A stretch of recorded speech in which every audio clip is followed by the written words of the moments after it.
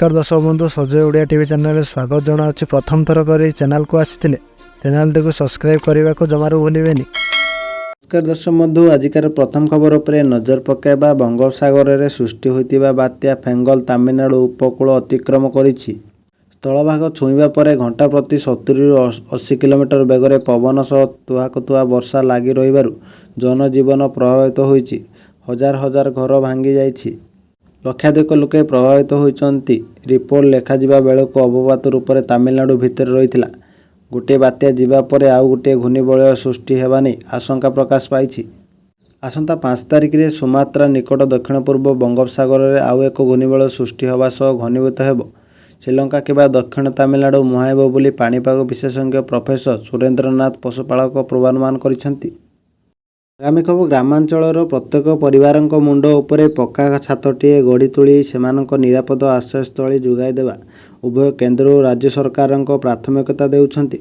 योजन हिताधिकारी चयन पद्धति को कोहल कर 2 चकिया जान फ्रिज अथवा लैंडफोन थिबा परिवार को अयोग्य विवेचना कराजिबो नहीं। परिवार मासिक आय सीमा 10,000 टंका 15,000 टंका को वृद्धि करा जायछि। परवर्ती योग्य हिताधिकारी चयन निमंते नूतन सर्वे आरंभ होगा जाउछि। क्षेत्र कर्मचारी व्यतीत चलित सर्भे आशायी परिवार मध्य निजर सर्भे निजे करें। जिलार 311 पंचायत ए संपर्क में कर्मशाला डिसेम्बर 2, 3 और 4 तारिख में आयोजन करा जायछि। सर्भे समय परिवार सदस्यों आधार, जॉब कार्ड और बैंक जमा खाता प्रस्तुत रखा आवश्यक। परवर्ती खबर प्रधानमंत्री सिलाई मेसीन स्कीम अधीन में महिला माने सिलाई मेसीन किनिबा 15,000 टंका पाउछंती। मागणा तालीम प्रमाणपत्र मध्य दिया जाउछि एवं तालीम समय दिन को 500 टंका मध्य सरकार प्रदान करुछंती। एही योजना अधीन में महिला मानक मध्य आत्मनियुक्ति पई उत्साहित करा जाउछि। देशर महिला मानक आर्थिक दृष्टि शक्तिशाली करिया पई भारत सरकार अनेक लाभदायक योजना चलाउछंती। एही समस्त लाभदायक योजना मध्य गोटे हेउछि प्रधानमंत्री सिलाई मेसीन स्कीम। सिलाई मेसीन स्कीम प्रधानमंत्री विश्वकर्मा योजनार एक अंश। जदि महिला माने सिलाई सह जड़ित निजर व्यवसाय आरंभ करने को चाहती तेबे यह योजना अधीन में सेमाने सरकार 2-3 लाख टंका पर्यंत सहज ऋण नहीं पारिबे। आगामी खबर राज्य में आलू संकट घनैबारे लागिछि। पश्चिमबंग सरकार किछि दिन व्यवधान पर पुणी आलू रप्तानी उपरे कटकणा लगाइछन्ति। एपटे राज्य में गच्छित आलू सरी आसुछि। यार फायदा नहीं मुनाफाखोर व्यवसायी माने मन इच्छा दर वृद्धि करि चलिछन्ति। तेणु आलू अभाव और जरूरीकालीन घोषणा करी मुख्यमंत्री एथिरे हस्तक्षेप करने को ओडिया स्वाभिमान जागरण फेडरेशन पक्षर दाबी करा जायछि। एने ईमेल जरिया रे मुख्यमंत्री को दाबीपत्र प्रदान करा जायछि। सेथिरे उल्लेख करा जायछि जे आलू संकट उभय गृहिणी और ग्राहकों को नाकेदम कलानी, किंतु जोगाण मंत्री निवेदन और आवेदनर कौनसी प्रभाव व्यवसाय एवं बजार उपरे पड़ू नहीं। आगामी खबर आज राष्ट्रपति द्रौपदी मुर्मू ओडिशा रे पहुंचबे। राष्ट्रपति एही 5 दिनिया गस्त अवसर में से भुवनेश्वर, पुरी और मयूरभंज आयोजित होगाकु विभिन्न कार्यक्रम में सामिल हेबे। एने पुलिस पक्षर सुरक्षा व्यवस्था को कड़ाकड़ी करा जायछि। अपराह्न 2:30 रे राष्ट्रपति दिल्ली स्थित राष्ट्रपति भवन बाहरिबे और वायुसेनार स्वतंत्र विमान जोगे अपराह्न 5टारे भुवनेश्वर विजु पट्टनायक अंतर्जातीय विमानबंदर में पहुंचबे। यापर राष्ट्रपति 5:30 रे चंद्रशेखरपुर नीलाद्रि विहार में पंडित रघुनाथ मुर्मू को प्रतिमूर्ति उन्मोचन करने सह एक साधारण सभार जोगदेवे। 6:25 से राजभवन में पहुंची सेठारे रात्रि यापन करेंगे। आगामी खबर भारत सरकार देशर लोकों पर अनेक योजना को कार्यकारी चलाउछंती। सरकारी योजना गुड़िकर लाभ देशर कोटी कोटी नागरिकों को मिलुछि। तेबे सरकार पक्षर गरीब मानक नेशनल फूड सिक्योरिटी एक्ट अर्थात NFSS एक्ट माध्यम राशन जोगाई दि जाउछि। सरकार विभिन्न राज्य में राशन बंटन लारी केंद्र को राशन पठाई थांती। एथि राशन बेले बेले चोरी हो जाए थाए।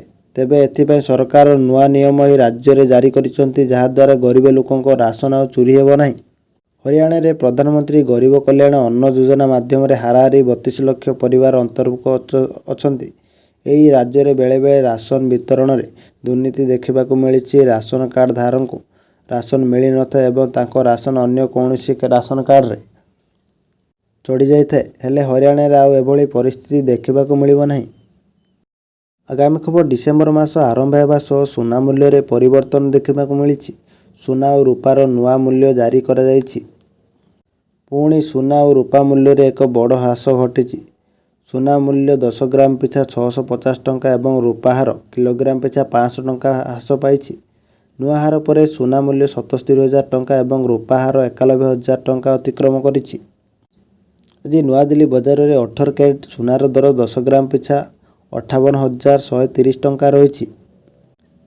ସେହିପରି କୋଲକାତାରେ ଏବଂ ମୁମ୍ବାଇରେ ବୁଲିୟନ ବଜାରରେ 18 କ୍ୟାରେଟ୍ ସୁନାର ଗ୍ରାମ 10 ଗ୍ରାମ ମୂଲ୍ୟ 58,010 ଟଙ୍କା ରହିଛି।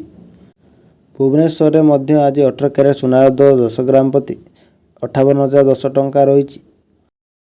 ପରବର୍ତ୍ତୀ ଖବର, ରାଜ୍ୟରେ 47,902ଟି ମୋବାଇଲ ଟାୱାର ଅଛି। ସେଥିରୁ 12,602ଟି 5G ଟାୱାର ଅଛି। ଅଧିକ 5G ଟାୱାର ଅପଗ୍ରେଡ୍ କରାଯାଉଛି। ଆସନ୍ତା ବର୍ଷ ମାର୍ଚ୍ଚ ସୁଦ୍ଧା ସବୁ ଗାଁକୁ ଇଣ୍ଟରନେଟ୍ ସେବା ପହଞ୍ଚିବ। ଇଣ୍ଟରନେଟ୍ ସମସ୍ୟା ଦୂର କରିବାକୁ ଜିଲ୍ଲା MDAଙ୍କ ଅଧ୍ୟକ୍ଷତାରେ ଟାସ୍କ ଫୋର୍ସ ଗଠନ ହୋଇଛି। ଟାୱାର ବସାଇବାକୁ ଜମି ଅଧିଗ୍ରହଣ ନେଇ ଏହି ଟାସ୍କ ଫୋର୍ସ କାମ କରିବ ବୋଲି ଗୃହରେ IT ମନ୍ତ୍ରୀ ମୁକେଶ ମହାଲିକ ଗୃହରେ ଉତ୍ତର ରଖିଛନ୍ତି। ଆଗାମୀ ଖବର, ବାଂଲାଦେଶର ଭାରତ ବିରୋଧୀ ହାୱା ବହୁଥିବା ବେଳେ ତ୍ରିପୁରାର ନିର୍ଦ୍ଦେଶ ତୁରନ୍ତ ବାକି ପଇସା ଫେରାଅ। NTPC ବିଦ୍ୟୁତ୍ ବ୍ୟାପାର ନିଗମ ଲିମିଟେଡ୍ ମାଧ୍ୟମରେ ହୋଇଥିବା ବିଜୁଳି ବାଣିଜ୍ୟିକ ଚୁକ୍ତି ଅନୁଯାୟୀ ବାଂଲାଦେଶ ଉପରେ ତ୍ରିପୁରା 135 କୋଟି ଟଙ୍କାର ବିଜୁଳି ବିଲ୍ ବାକି ରଖିଛି।